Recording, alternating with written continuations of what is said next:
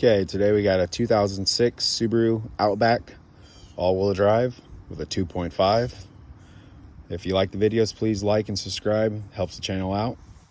So what we got going on today is customer timing belt, either broke inside or a pulley or tensioner.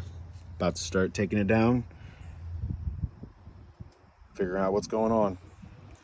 I'll have more videos about how to line it up, time it back up.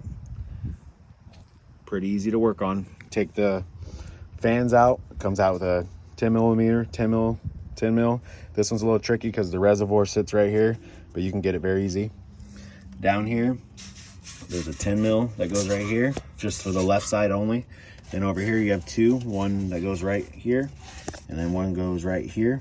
And then the fans, literally, there's a plug, and the little, you just put a little flathead in between it or a little pick, pry up, and they pop right out on the sides. And then the fans just slide up out of the way. And basically, you know, you're gonna take your tensioner off right here, loosen the pressure. This will slide down, belt will come right off, and take the cover off. And it's actually very simple to actually get this motor done. I will be back.